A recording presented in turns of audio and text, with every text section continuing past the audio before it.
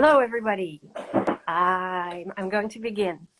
My name is Jaclyn Moriarty, and I'm the author of books for children, young adults, and sometimes for adults, and including most recently the astonishing chronicles of Oscar from Elsewhere. I'd like to begin this evening by acknowledging the traditional owners of the land upon which we are meeting virtually, and to pay my respects to the elders past and present, and extend those respects to any First Nations people watching. The month of October is an important month because it's my birthday month, so it's always been important for that reason. But it is now important because Booktopia celebrate Booktoberfest. I have to keep checking that because I keep getting that mixed up. Booktoberfest, which is their annual celebration of the best new books. And these include the extraordinary A Girl Called Corpse by Reece Carter. So it is my absolute honor, pleasure, and privilege to be able to speak with Reece today. Hi, Reece. How are you? Hi, Jaclyn. I'm well, and it is a huge honor for me as well, I should say. And I should also say happy birthday. Thank you. Yeah. Has it been already? Has it been already? It's only a couple of days ago, so it's perfectly applicable for you to say happy birthday, and I think it applies for the whole month. Thank you. Thanks for letting me know. Absolutely. Happy birthday month. It should stretch for the whole month. I think that's only reasonable. Which month is your birthday? February. February. It's not too far away then. Good. Happy birthday for February. Thank you. Yeah, I think that still applies too. It does. Yeah. Yep. And anybody watching who has already bought Reece's wonderful book, will you show your support by telling us that in the comments? Or you can go now to booktopia.com.au. The address is in the link in bio, and order the book now. You can do that swiftly now or anytime that you like. I'll make sure I haven't forgotten something. No. Reece, can I start by asking you about a little bit about your background and the path you took to becoming a writer? I read that you are Western Australian, which is a link to me again, because I was born in Western Australia. Were you born in Western Australia? Whereabouts? In Perth, in Subiaco. And I spent the first 2 years of my life there, but I always feel when I go back as if I'm connected and linked to it. It's a return home. Returning home, yeah. And also that I also have read that you took an unusual path to becoming an author. So I'd love to hear about you as a Western Australia and the path you took to becoming an author. Yeah, sure. I did take, it was an unusual path, but in some other ways, it's probably a very typical path for an author in that I first fell in love with reading. So I grew up in country Western Australia, about 200 kilometres east of Perth on a farm. And, you know, there's lots to do there, and that you can race around on motorbikes and play with the dogs and have lots of fun. But there's not necessarily a lot of other people, apart from my siblings, who I love a lot. You know, you didn't see as many friends. And so I really got into reading, which is probably a common thread again. So I really, you know, I loved my Roald Dahl, my Paul Jennings, Emily Rodda, all of those books were all those authors, the books they wrote were kind of the first books I really, really loved. And then when I went to boarding school in Perth, I had the most incredible English teacher. You know, and I kind of think of him as like a Miss Honey type of character from Matilda, in that he was so supportive and so wonderful. His name was Mr. Webb, and he used to, we must have done some sort of creative writing project in class, and he saw it and read it and enjoyed it, and then encouraged me to write. And I think that kind of encouragement when you are young just stays with you forever. So ever since then, I've continued to write and continued to write. But you know, being an author is not the most straightforward career path, as you might also agree with, Jaclyn. And you know, there were kind of a lot of manuscripts that didn't go anywhere. And so, of course, I needed another job, a more sensible job. And so I followed another passion once I left school and became a nutritionist, which was an enormous amount of fun. But then I was always writing kids fiction by night. I kind of had this second life. And yeah, been writing. And then this is the one that stuck. And it happened. It Thank you. did. That's a great story. It is an unusual, I agree, it's usual in that people have to have alternate careers. I haven't met anybody who was a nutritionist before, though, so I was really fascinated by that. I used to be a lawyer. That was my sensible grown-up career, while I secretly wanted to be a writer, similarly to you. And I also wrote at nighttime, so I like that you did that. And was Feeling Sorry for Celia the first manuscript you'd written in full, or did you have a few false starts? I had so many false starts. Is that what you did? So is A Girl Called Corpse your first full manuscript? Or No, there were three. There were three before this, and weirdly, they each took about 2 years to write, and then this one came to me in 6 months. I kind of wrote it, so it was very speedy in comparison. So this was clearly the one that wanted to be published, I think. Yeah, that's really interesting, and I love the resilience of. I've met quite a lot of authors who wrote complete books, several complete books before the one that worked for them, and I always admire the endurance and being able to keep going and make it happen, because I blamed myself because I kept getting halfway through a book, and then finally this one, Feeling Sorry for Celia, worked for me. How many siblings did you have growing up in that countryside? I had two, so an older sister and a younger brother, and I remember my sister's copy of Feeling Sorry for Celia because she was in high school, so it must have been around 2000, was it? And so I had such a vivid memory of that book being in our house. And when you very kindly offered a quote for the cover of A Girl Called Corpse, my sister was just beside herself with excitement. Oh, that's so lovely to hear. Yeah, that's amazing. So you're a middle child, though. Middle child. Yeah. And the family was recently over here in Sydney to celebrate A Girl Called Corpse, the launch last week, which is so lovely and such a special occasion. That's fantastic. Are you in Sydney now yourself then, are you? Yes, I live in Bondi. You live in Bondi now. Okay, so you've moved to Sydney. And tell me about boarding school. What was boarding school like? Because I hear different extreme stories, some people hating it, and it seems like a children's book or a young adult book. Whenever someone mentions boarding school, that's what I think of, stories. And I've heard people who loved their boarding school's experience and people who were miserable. I was miserable. I was one of the latter. And it's certainly, my boarding school was certainly not of the magical castle variety for a start. So that was a huge letdown. But also it was an all boys boarding school, and it was very much a boys club type feel, which I didn't thrive in for a number of reasons.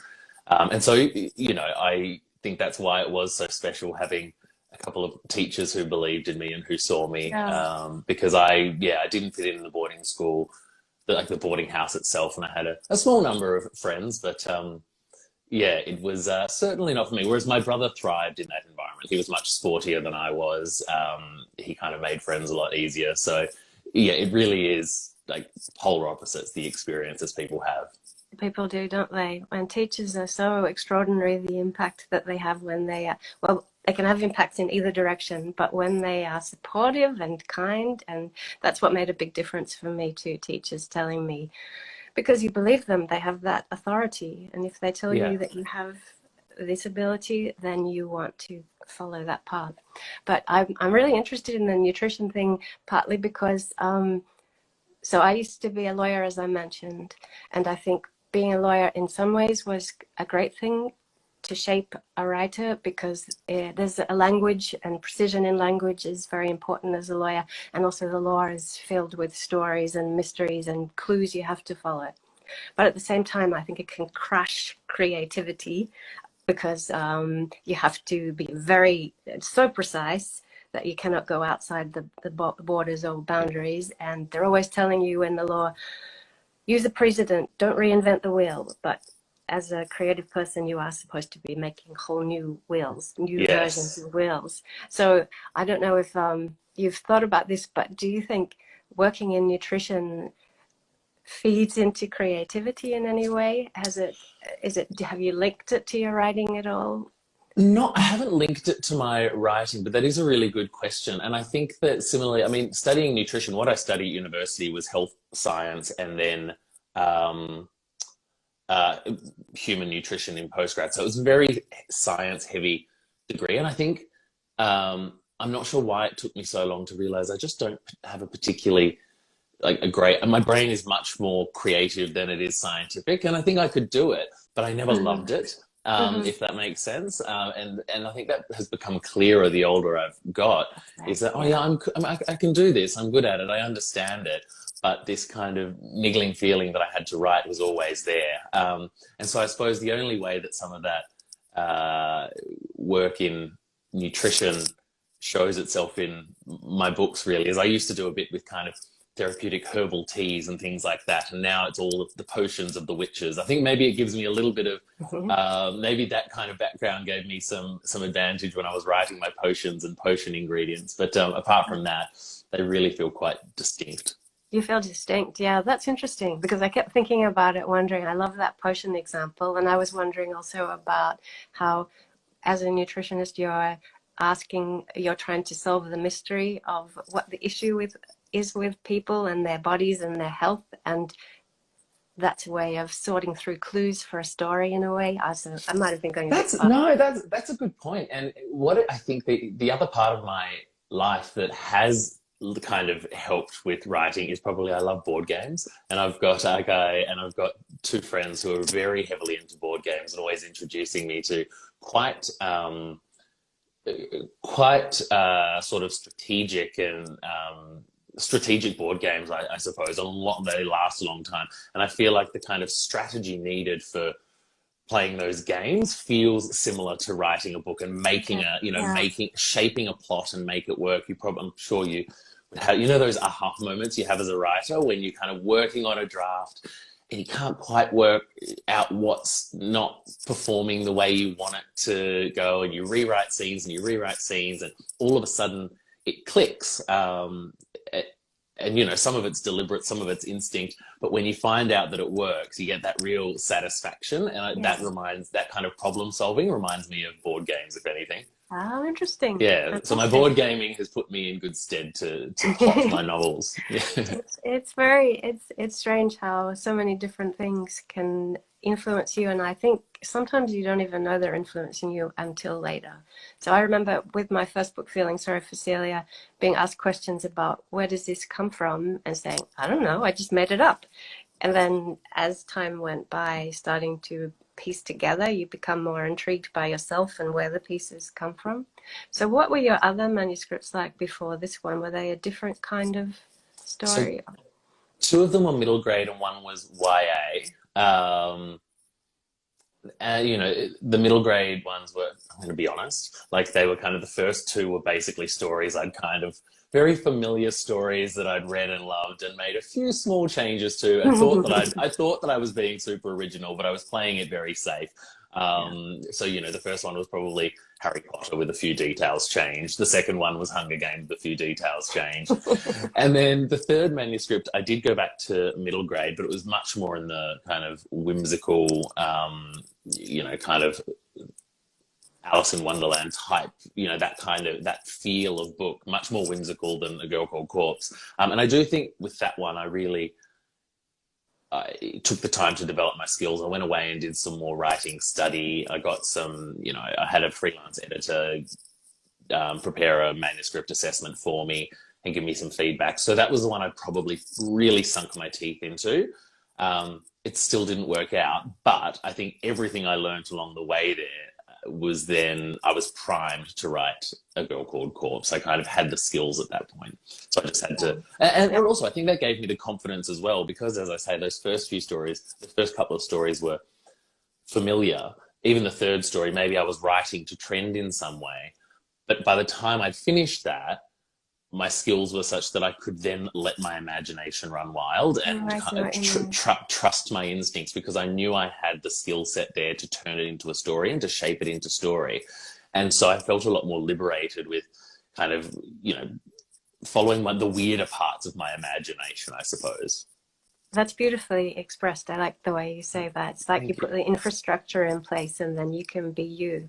And I think that's what all writers find. Sorry, go on. Oh, I was just going to say, I want to kind of turn that question back on you as well, because I'm so interested in, especially with the Kingdoms and Empires books, like the world,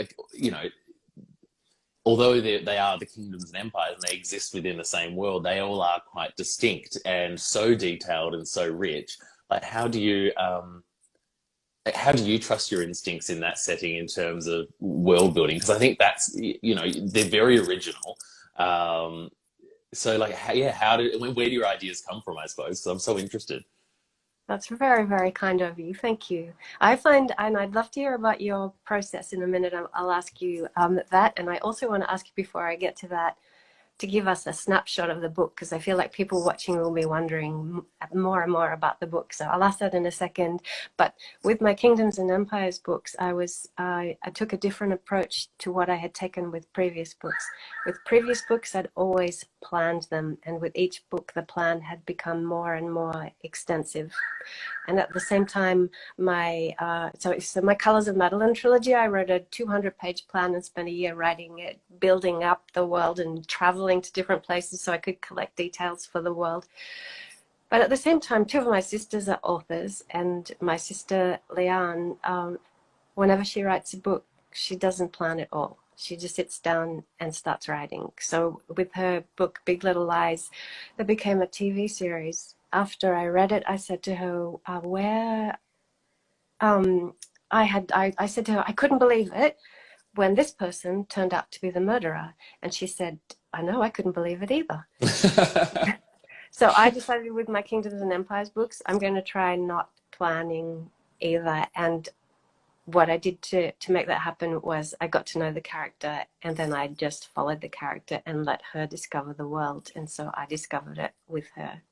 I think that's so important. Sorry, I know that we're going way off script here, I'm sure. I know, I haven't even turned the page. This is terrible. Booktopia. But I think that you just really hit the nail on the head there. I'm sure we'll talk about this in a second when we come back to talking about the book. But letting your characters guide, I mean, as the author, you have to have a vague idea of the plot, but letting the characters guide the action and make authentic choices for the character sometimes takes you in completely different directions. And I do think it makes the story feel more, you know, believable, because you're not tempted to force your character into a situation or force them to make a choice that the reader's going to question and go, oh, that's not in character.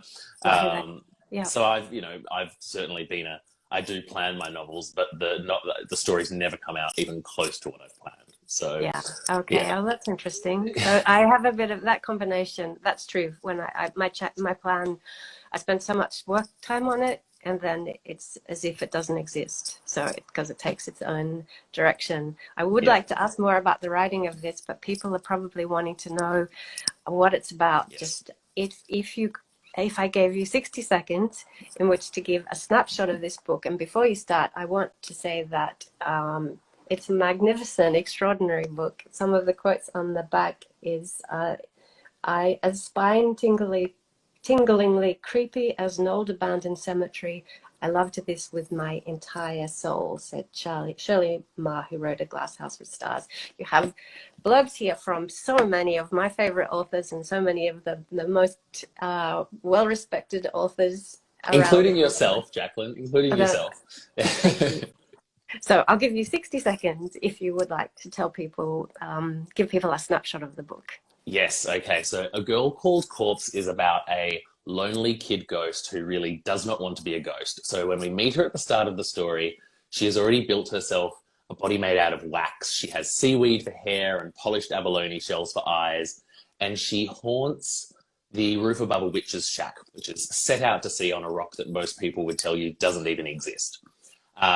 She's very lonely. She wants to know, and what she wants more than anything in the entire world is to know who she was before she became a ghost. She wants to know what her name was and who her family was. So when she learns that there is a treasure which can reunite her with all of these memories, she throws herself into the adventure. Along with her best friend, a huntsman spider by the name of Simon, she crosses the water and heads to the dark and dangerous town of Elston Fright. And what follows is, over the course of one night, a very dark and magical adventure as she tries to find that treasure before the witches can. Perfect. Thank you. Was that 60 seconds? I think it was. I think it was. Yeah. I was just pretending I was giving you 60 seconds. I didn't set a timer or anything, but I'm pretty sure you did a perfect job.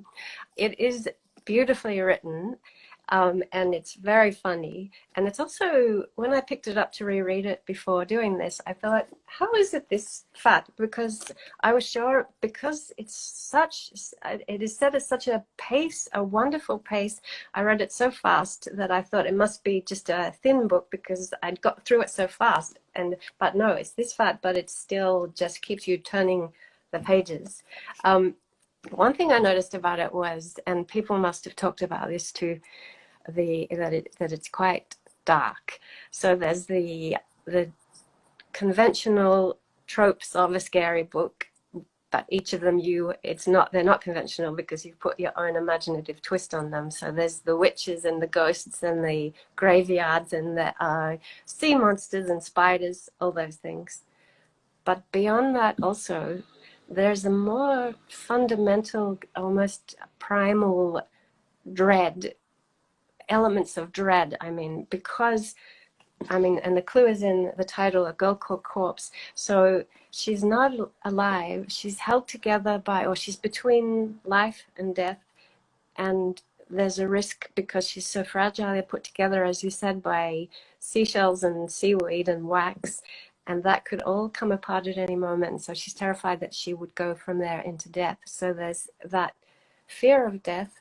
And there's also more fundamentally the fact that she's lost her memory. So she's lost herself. So there's some real existential dread under the surface of this book, which is so powerful. And part of why you keep turning the pages and finding it intriguing and compelling, I think.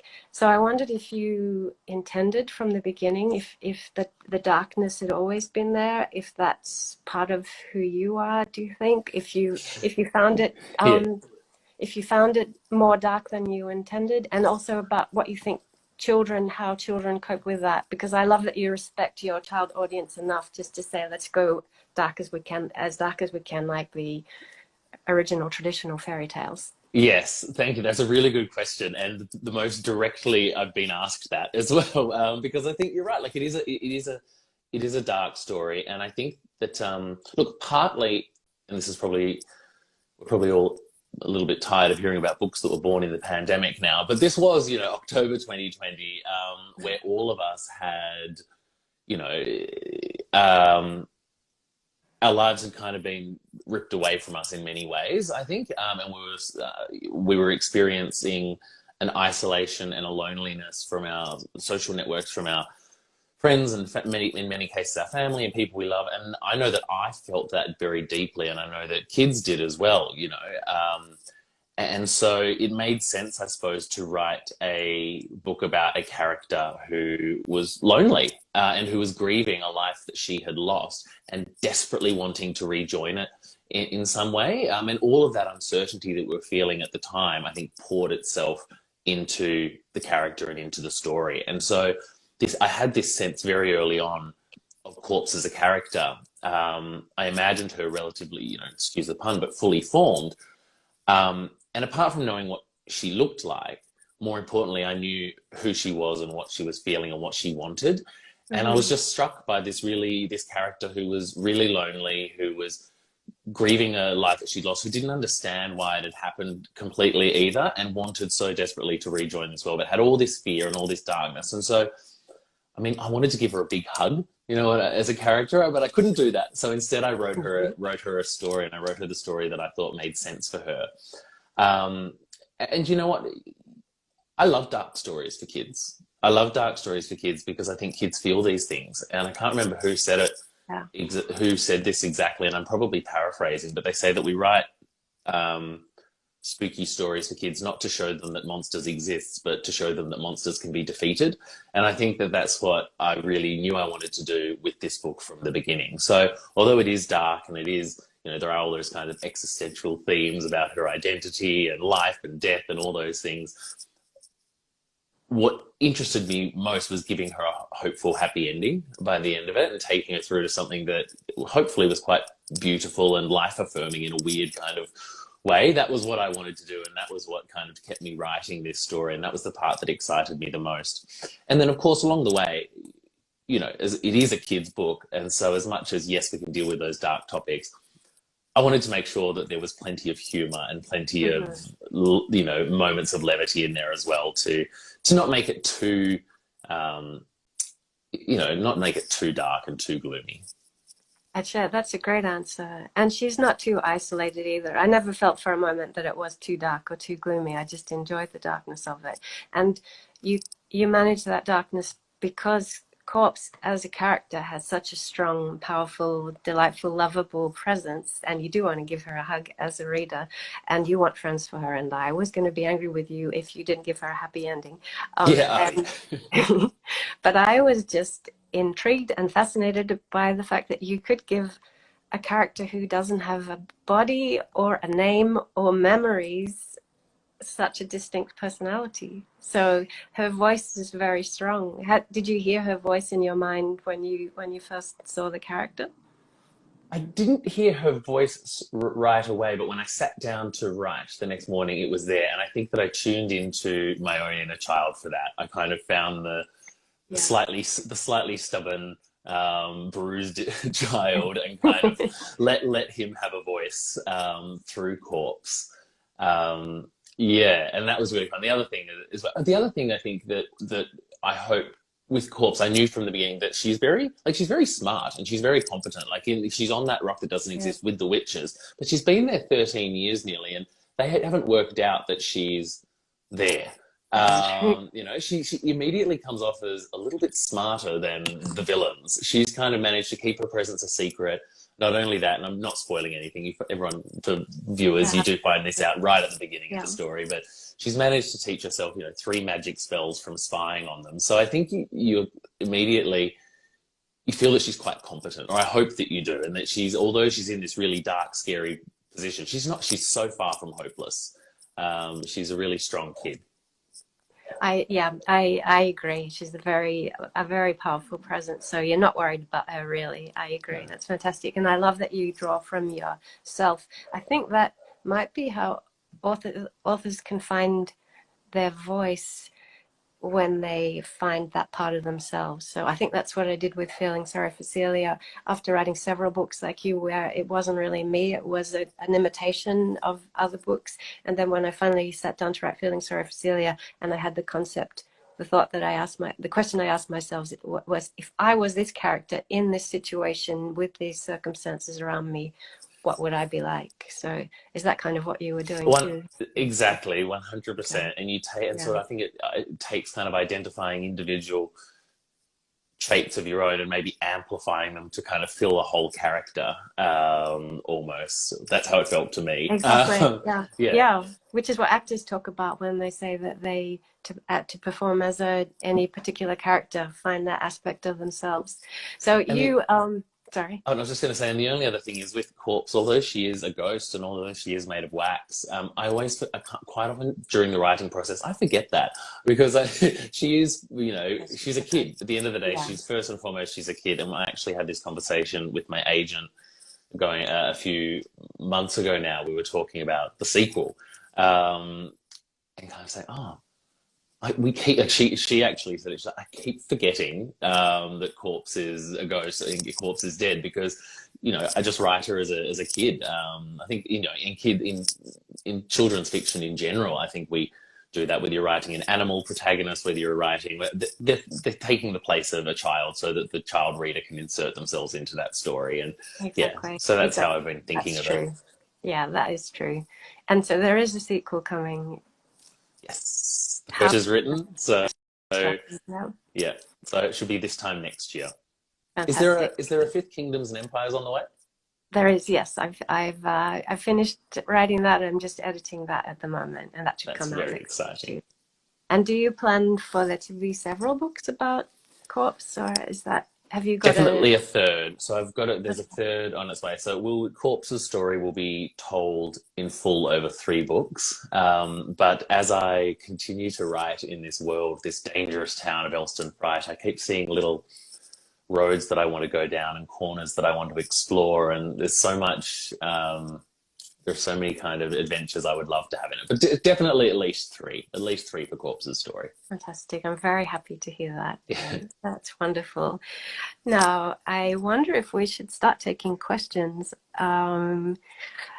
from the audience. I've got so many more questions to ask you though, but I don't know how long everybody has. And there, I can see a question on the screen there. So can I ask you, who are the illustrators for your beautiful covers? This cover is magnificent.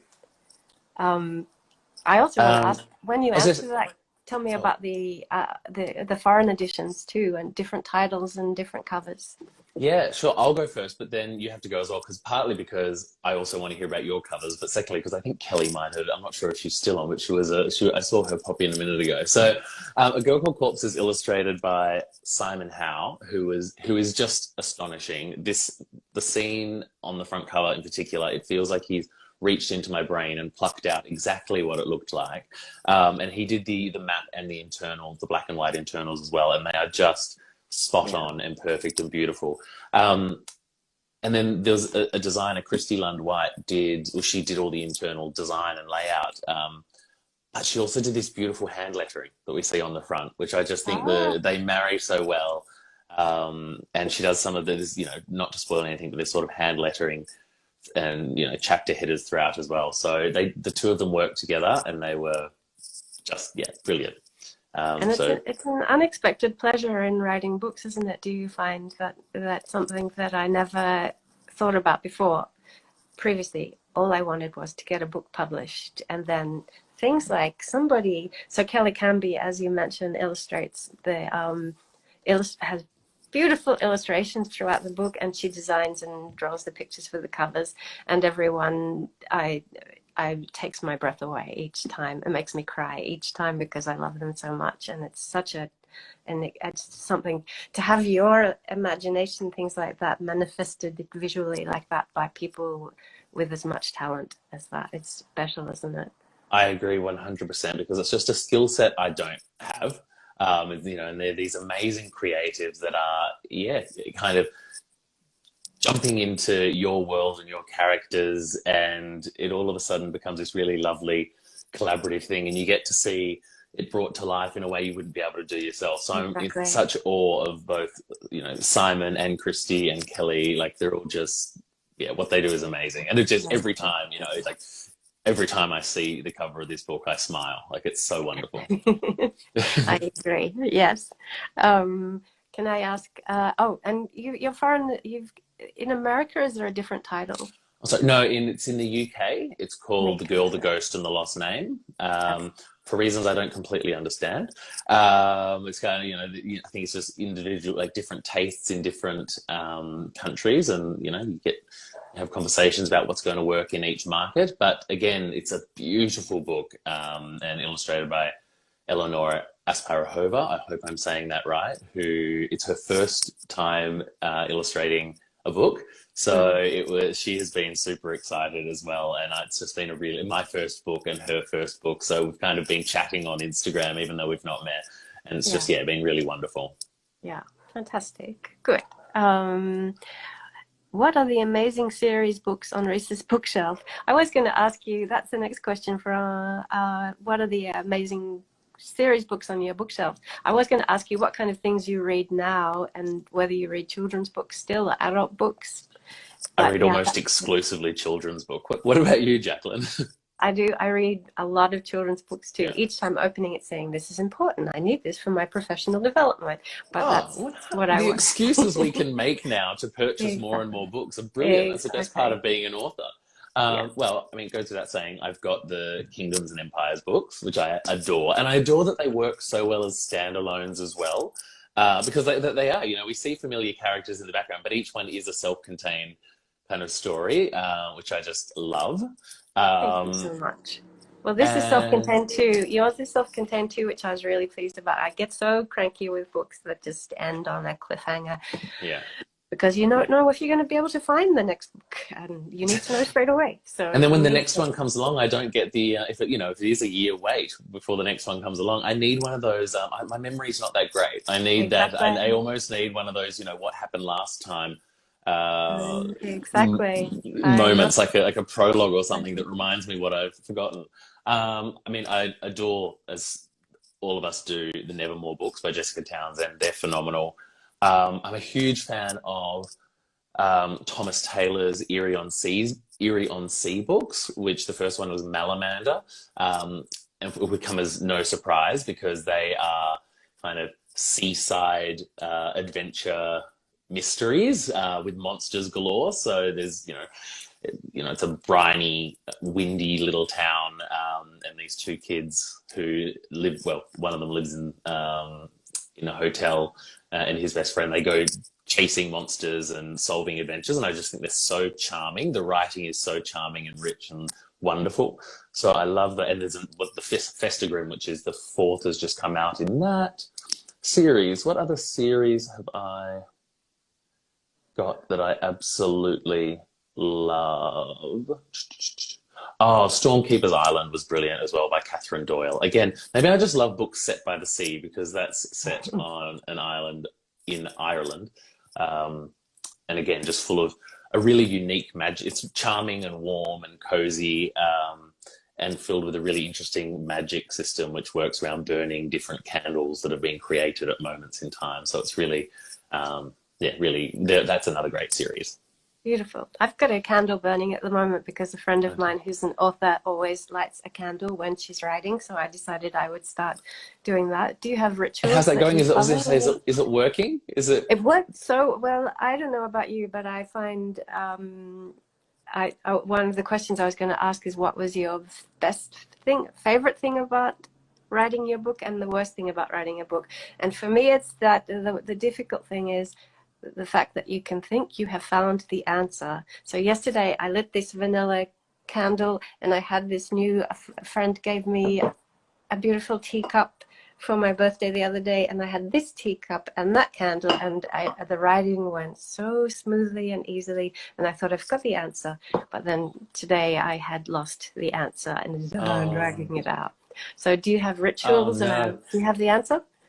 I don't have the answer, sorry. But I'm going to try your tea and candle trick just in case it does work. That might be. The only secret I have is I have to write first thing in the morning. I'm not sure what, before emails start coming in, before my phone starts going off, my head, everything gets very noisy very quickly, and I like calm. And so it has to be when everyone else is asleep. So I set my alarm for 4 a.m. And I make a very strong cup of coffee, and I sit down and write kind of from 4 till 7. And then I try to, I do write throughout the day as well, but the vast majority of the progress I make in a day will be between those 3 hours. Are you a morning or an evening writer? I have even more admiration for you than I already did. People who can do that, get up at 4 a.m. I'm not a morning person. I think maybe because I was born in Western Australia, so my time clock is still... you can't use that excuse. I was born in Western Australia too. I know. As I was saying that, I was thinking. But no, I write it. But it's interesting. 4 till 7 is a similar kind of time, because my favorite time for writing, if I can, is between midnight and 3 a.m. So it's that being separate from the world and being in the dark, quiet, tranquil, moonlit place. But I have so much admiration for you being able to do that early morning. So you're finishing your shift as I'm starting mine. Exactly, yes. Transitional time. Yeah, okay. What was I going to ask? I just had a question that I was going to actually ask you, because you mentioned thinking you find the answer, and I know you were talking about the tea and the candle, but I actually was thinking a similar question about plotting. Do you often think you found the answer? Like I described writing, plotting your novel earlier on as kind of problem solving. Okay, yeah. Are you diligent in draft, like sitting down to do a first draft and getting all the way through a first draft, or like me, do you keep going back and write the first kind of opening scenes about 20 times? Which way do you write? I do I know a lot of authors who just say write anything, write badly, just as long as you get through, and I can't do that. And I do exactly what you do, that I have to, unless the first couple of chapters are working for me and I've found my voice in them, and then I can write on them, then I can't keep going. And so that's interesting, you do that too. And that is such yeah. a relief to know that you do that, because now if anyone, because I get the advice all the time, people are, oh, you know, no, first drafts are meant to be rubbish, you've got to write through. Well, now I can turn around and say, well, Jaclyn Moriarty doesn't, so I'm not going to. Well, I think you and I might be the only ones, but I'm very glad to hear you do that too. But I keep hearing all the time that thing, give yourself permission to write badly. And every time I hear that, I think, no, don't give it. Why would you give yourself permission to do that? It's like when you play the piano, if you are deliberately playing it, allowing yourself to play badly, then you give yourself, I'm too superstitious to do it, then your hands will learn how to play badly. But I know, and I lose interest in my own story if I feel like it's not exactly. working. I'm like, Exactly. well, Yeah. I can't get out of my head. I want to go back there and make sure that that is doing what I want it, each kind of scene is doing what I want it to do, and that I found my voice, and before I can move on. I completely agree. But there's nothing, but I do a lot of scribbling, which I suppose is equivalent. And another notepad where I just write like what the question is, I will write in the middle of the page and I scribble. So I suppose that's the mess. I'm just separating it from the story itself. Now, yeah. I would like to keep talking to you forever, but apparently we were supposed to be finished within 40 minutes, I think, which I think, oh, wow. That's what I was told. And I haven't heard it from Booktopia, but I think I am supposed to be able to wrap up now. But even though I would love to ask you more and more questions, do you think I should ask you more questions, or were you told 40 minutes also? I was told 40 minutes as well, and you've been so generous with your time that I won't take up. Oh, no, don't worry about that. I just don't want to break the rules, although I like breaking rules too. I've got so many more. Sorry? Oh, so someone's just said, Amelia's just said my audio is a bit clicky. Has that been a problem? It's a bit late now, isn't it? It is. Sorry, everyone. Sorry if it has been a bit clicky. That's just Simon the Spider adding his... I was going to say that is a perfect... Say it's a deliberate sound effect. Yeah. I will say to people, in case I forget, that you can tag friends or family who you think might be interested in this book. If you go to the Booktopia's link in... Booktopia's bio, link in bio, and you can order the wonderful A Girl Called 𝘾𝙖𝙧𝙡. But it has been such a wonderful pleasure talking to you, Reece, and I wish I could talk to you for hours more. But A Girl Called 𝘾𝙧𝙧𝙧, it's really a magnificent book. Congratulations to you. Thank you so much. It's been such a pleasure, Jaclyn. Thank you so much for your time. Not at all. Thank you. Oh, wait, you have to keep talking. Someone just says you have to keep talking because I missed most of it. we will be. I believe, I know I certainly will. I'll be posting the full interview to my grid and to stories or reels or whatever these get converted into after we log off. So it will be, the entire interview will be available on my Instagram account once we're done. I think the bigger problem is I don't actually think, Jaclyn, that you and I can end it. I think the Booktopia has to end it. It's so funny. Maybe I wasn't supposed to. Maybe I wasn't supposed to end. I was just trying to be a good girl. I will say another question I was supposed to ask you, that Booktopia gave me to ask you, and it's a good question, is where can people hear or read or see more of you over the coming weeks? Are you doing much promotional work?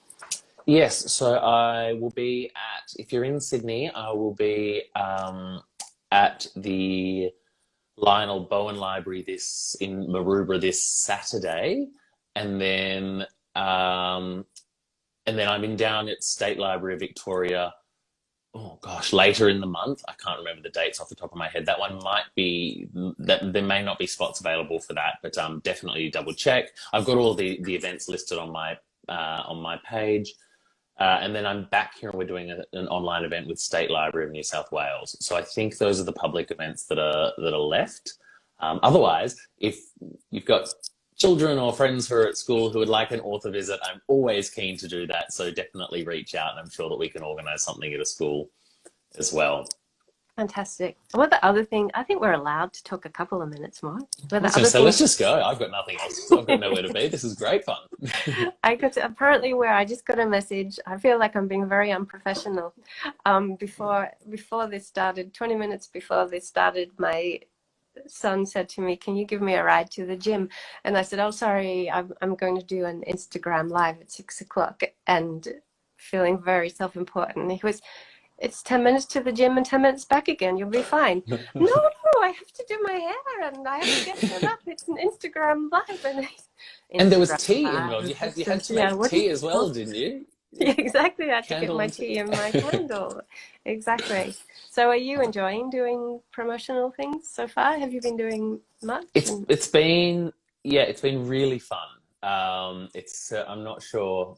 I'm not naturally extroverted. It's not something that comes completely natural to me, but which I think is probably, again, similar to a lot of authors. So, but it's kind of, it's fun. It's a lot. It's a lot. And by the time I get home at the end of the day, I fall on the couch with my dog Hagrid and I'm just out like a light. But it is so much fun, especially the events where we've done some library events already, meeting kids, and we're kind of creating, we create spooky characters together, and that is just so much fun. Seeing, even in the space of 30 minutes, the kids going from being quite shy, and timid, walking into an environment where they don't know anyone, and 30 minutes later they're bursting at the seams to tell you, so excited to tell you about the creator the character they've created and come up with, and their imaginations are huge and kind of so, much less constrained and restrained than adult imagination, so they come up with the best characters. So it's been really fun. Do you do much still with your books when they come out?